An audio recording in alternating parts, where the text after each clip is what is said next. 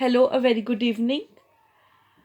And yesterday we have done with the velocity and speed and its numerical. So today we will continue with the numerical. So numerical I am doing is distance of moon from earth. यानी कि numericals based upon a distance between moon and earth. So first question is, it is estimated that the radio signal take 1.27 seconds to reach the earth. यानी कि 1.27 second to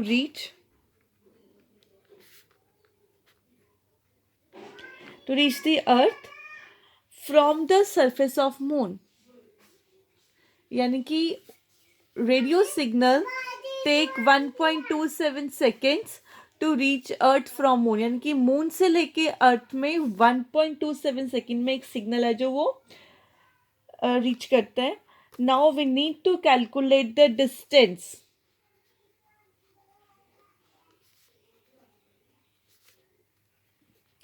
Calculate the distance of the moon from earth.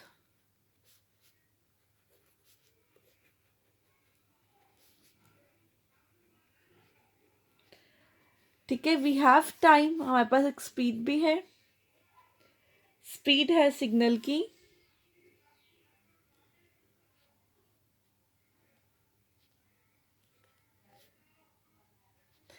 3 × 10⁸ metre per second.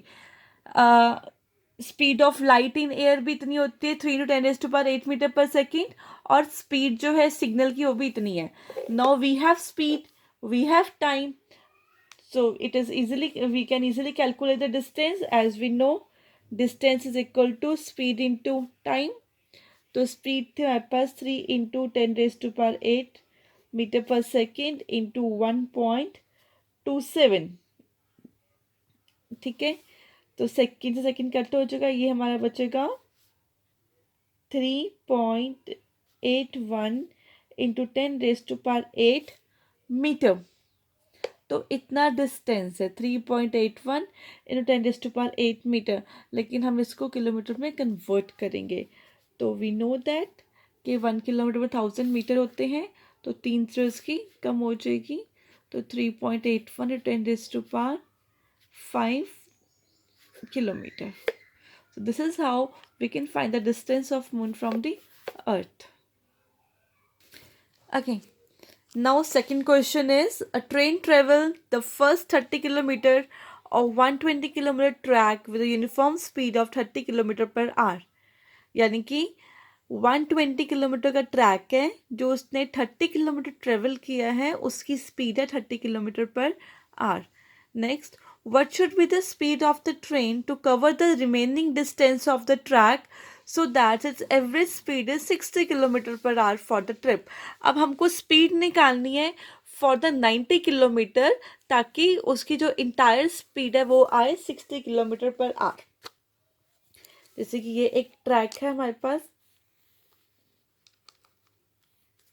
ये है 120 kilometre का. Train ने यहाँ से लेके यहाँ तक का डिस्टेंस यानी कि 30 किलोमीटर तक का डिस्टेंस कवर किया with a uniform speed of 30 kilometre per our.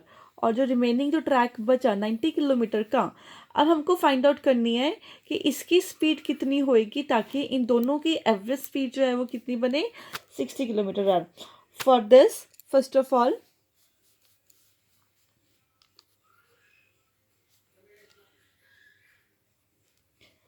time taken to travel first 30 kilometre.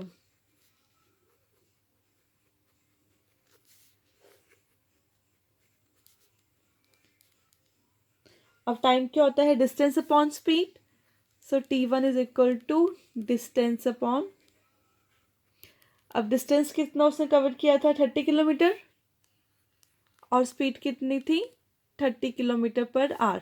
Therefore time would be 1 hour. ये तो इजीली हमें पता भी चल रहा था कि जो टाइम होगा कितना हो जाएगा, वो हो जाएगा 1 hour. Now let speed of the train. अब कितनी हमको स्पीड निकालनी है इसकी, हमें निकालनी है फॉर द 90 किलोमीटर, वो कितना होएगा? हम स्पीड का फॉर्मूला क्या होता है? Speed is equal to distance upon time. अब इस केस में हमारे पास क्या है?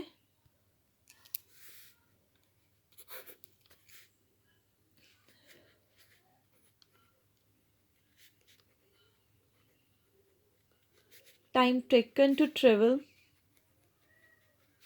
नेक्स्ट 90 किलोमीटर, वो हम लेके चलेंगे डिस्टेंस। डिस्टेंस कितना था? 90, और स्पीड हमने ले ली ये। ठीक है, यानी कि हमारे पास जो टाइम 2 था वो आ गया 90 अपॉन दिस, और टाइम 1 था 1 आवर। अब हम इसकी एवरेज स्पीड निकालते हैं। एवरेज स्पीड क्या होती है? Total distance upon total time taken. Total distance कितना था? 90 प्लस 30 यानी कि 120 किलोमीटर, एंड टोटल टाइम कितना था? T1 plus T2। 120, T1 था 1, T2 कितना था? 90 upon V is equal to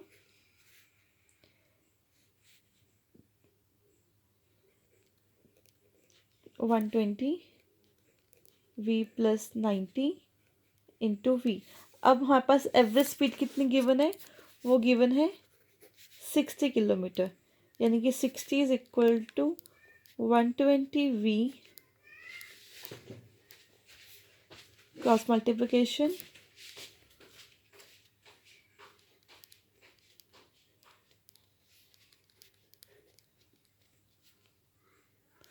वहाँ पर शिफ्ट हुआ ये 120 minus 60, V is equal to 5400 upon 60, 90। Clear? 6 and 54 and 0 का 0 आ गया। तो यानी कि जो हमारे पास जो V था, V क्या लिया था हमने? स्पीड ऑफ 90 किलोमीटर, वो कितनी आई? 90। यानी कि तो जो स्पीड हमने निकाली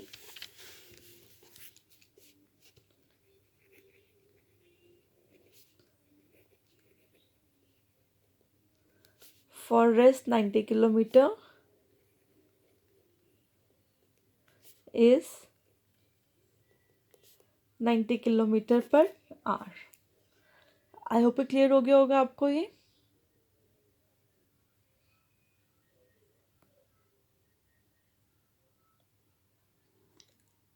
ओके, नेक्स्ट क्वेश्चन है आपका। A sound is heard 5 second later then the lightning is seen in the sky on a rainy day. Find the distance of location of lightning. Given speed is equal to 346 meter per second. Now अब इस question में क्या given है कि जो we know कि जो speed of sound है that is lesser than the speed of light, मतलब कि लाइटनिंग पहले होती है और साउंड बाद में सुनाई देती है। तो साउंड 5 सेकेंड्स बाद में रीच हुई, लेकिन लाइटनिंग पहले ही आकर होगी। और वो कह रहे हैं कि हमको डिस्टेंस निकालना है location of lightning given that speed of sound is 346 metre per second. Speed given है, टाइम गिवन है, हमको डिस्टेंस निकालना है। तो सिंपल है इसके अंदर कि टाइम कितना है हमारे पास?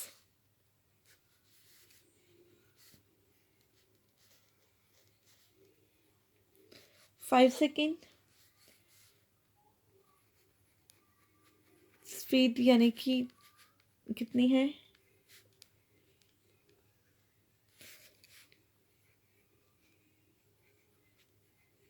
तो डिस्टेंस कितना हो जाएगा?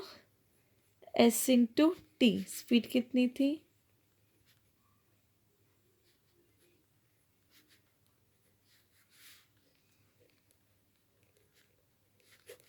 तो डिस्टेंस क्या हो जाएगा आपका? 1730 मीटर और 1.73 किलोमीटर।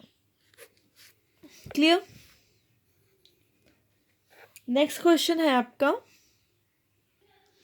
नाउ आपका नेक्स्ट क्वेश्चन है, a car travel 100 kilometre distance at a speed of 60 kilometre per our and return with a speed of 40 kilometre per our. Calculate the average speed for the whole journey. अब इस case में क्या है, एक side उसने travel किया 100 kilometre with speed of 60 kilometre per our. जब returning हुई तो डिस्टेंस आपका 100 ही था, बट उसमें एवरेज स्पीड क्या होगी, 40 किलोमीटर पर आवर. अब हमने इन दोनों की एवरेज स्पीड फाइंड आउट करनी है कि दोनों की अप एंड डाउन दोनों का मिला के एवरेज स्पीड उसका क्या होएगा. So let's begin.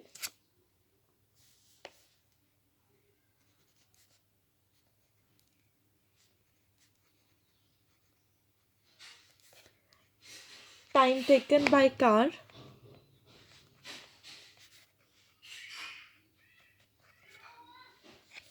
to travel 100 kilometer distance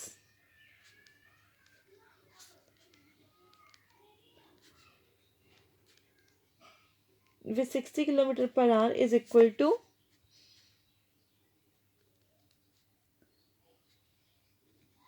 distance upon speed. तो T1 कितना, डिस्टेंस कितना था 100, स्पीड कितनी थी इसकी 60, तो इट वुड बी 50 अपॉन यानी कि 5/3 आर. सिमिलरली हम टाइम 2 निकाल लेंगे. टाइम 2 भी डिस्टेंस अपॉन स्पीड था. डिस्टेंस कितना था 100, स्पीड कितनी थी 40, तो ये आपका आ जाएगा 10/4 यानी कि 5/2 आर. T1 T2 हो गया. नाउ एवरेज स्पीड क्या कहती है, एवरेज स्पीड कहती है total distance upon time taken.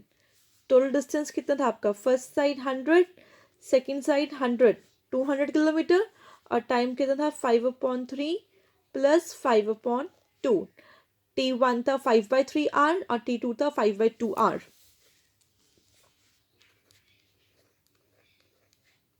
इसका एलसीएम ले लो, 10 प्लस 15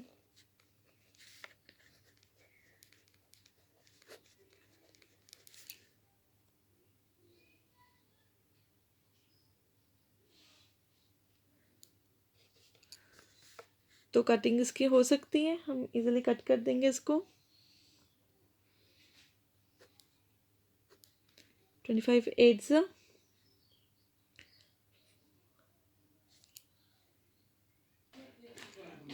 25 8 200, 8 6 48, 48 किलोमीटर पर आवर. ये आपकी टोटल एवरेज स्पीड होगी 48 kilometre per hour. Now questions, mostly I have covered all the topic. Next I will send you some numericals for practice. Next topic हम चलते हैं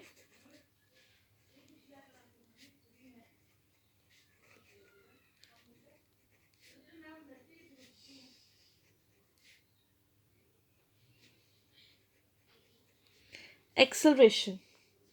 acceleration आपके लिए new term होएगी.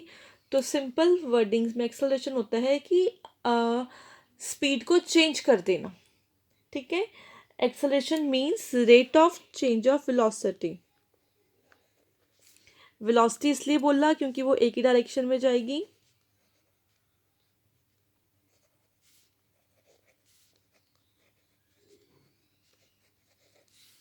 Acceleration is a vector quantity क्योंकि it depends upon direction. अगर हम अपनी कोई व्हीकल को चला रहे हैं, साइकिल चला रहे हैं, स्कूटर चला रहे हैं, एक्टिवा कार कुछ भी चला रहे हैं, अगर हम रेस देते हैं तो रेस देना मतलब कि उसकी हम रेट ऑफ चेंज वेलोसिटी को हम चेंज मतलब कि वेलोसिटी को हम चेंज कर रहे हैं. जब वेलोसिटी हम इस केस में चेंज करेंगे तब जिस डायरेक्शन में हम वेलोसिटी को चेंज करेंगे उसी डायरेक्शन में वो आगे फॉरवर्ड होएगी, ना कि रिवर्स डायरेक्शन में जाएगी. तो ये डायरेक्शन स्पेसिफाई होती है and hence it is a vector quantity. So इसको हम ऐसे डिनोट करते हैं,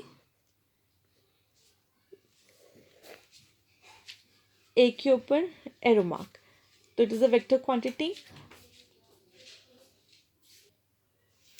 सो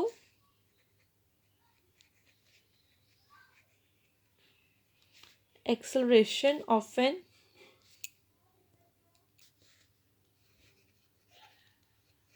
object is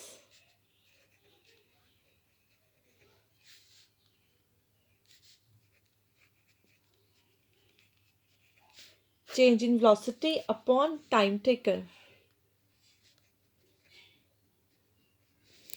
अब चेंज इन वेलोसिटी क्या होएगी? सपोज ऑब्जेक्ट चल रहा है, उसकी जो इनिशियल वेलोसिटी है,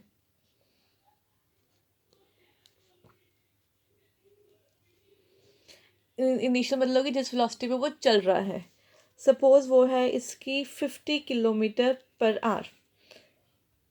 अब इसने एकदम चेंज कर ली, चेंज जब फाइनल पे पहुंचा तब उसकी थी 60 किलोमीटर पर आवर, तो ज़्यादा है। तो चेंज इन वेलोसिटी कितनी हुई? 60 माइनस 50 अपॉन जितने टाइम में वो चेंज हुई।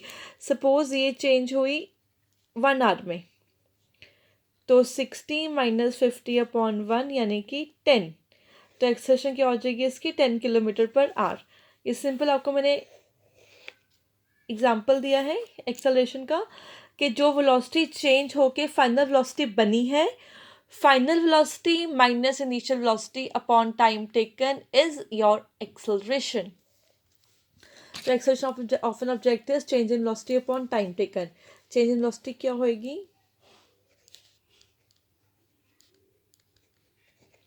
Final velocity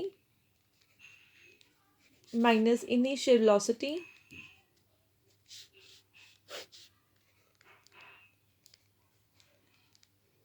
upon time taken. ठीक है, अब एक बहुत ही इंपॉर्टेंट चीज़ बता रही हूँ, डू नॉट मिस इट, बहुत इंपॉर्टेंट है, अच्छे से देखो इसको।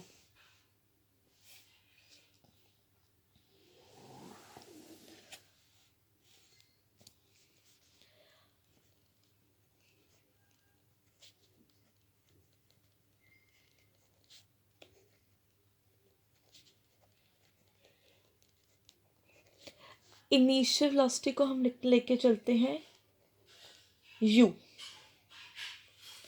ठीक है। फाइनल वेलोसिटी को लेके चलते हैं v। Acceleration is equal to final velocity minus initial velocity upon t, time taken. Acceleration is equal to v minus u upon t। अब t को मैंने वहां पे शिफ्ट कर दिया, क्या बन गया? 80 is equal to v minus u, u को वहां पे ले गए, v is equal to u plus 80। यानी कि अगर हमको फाइनल वेलोसिटी फाइंड करनी है तब is equal to initial velocity plus acceleration into time. Simple, आपको ये वाला फॉर्मूला पता होना चाहिए, और इससे भी टॉप पे आपको ये पता होना चाहिए। अगर ये पता है आपको तो फाइनल वेलोसिटी को v लिख लो, इनिशियल को u लिख लो, टाइम को t लिख लो, हैंस ये आप ऐसे फाइंड आउट कर लोगे। उसके बाद क्रॉस मल्टीप्लिकेशन करके you came to the final conclusion. इतना अभी के लिए करो, इसके फॉरवर्ड में आपको और वीडियो सेंड करती हूँ फिर। Till then bye bye.